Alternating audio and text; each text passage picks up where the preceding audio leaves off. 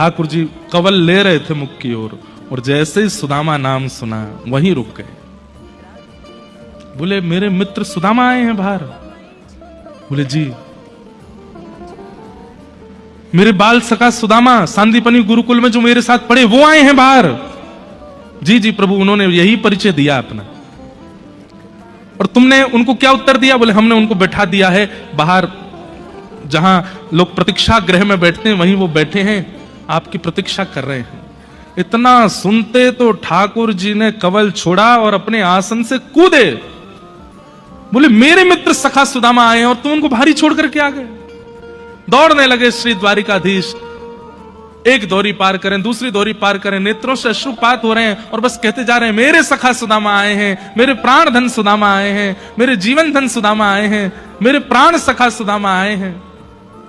मंत्री, सेनापति, द्वारपाल सब पीछे दौड़ रहे हैं। रुक्मणी, मित्रविंदा, यमुना, कालिंदी सब पटरानियां पीछे दौड़ रही हैं। जामवती, सत्यभामा मन में विचार कर रही हैं ऐसा कौन आ गया।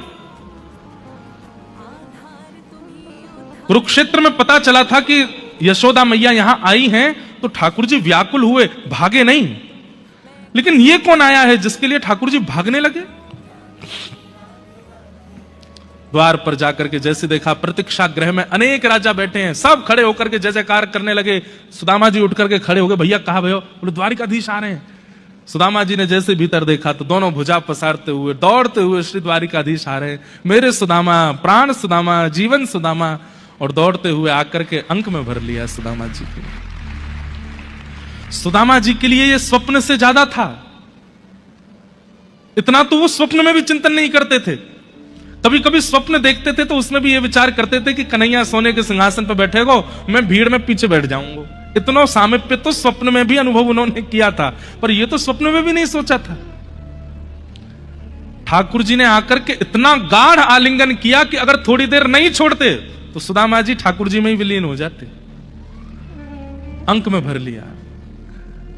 अंक में भर करके थोड़ा सा ढीला करके सुदामा जी को पीछे करते हैं और फिर मुखमंडल देखते हैं, सिर पे हाथ घुमाते हैं, गाल स्पर्श करते हैं, फिर अपने हृदय से लगा लेते हैं। फिर थोड़ा दूर करते हैं, फिर देखते हैं, फिर हृदय से लगाते हैं, फिर दूर करते हैं। सुदामा तुम सच में आए हो?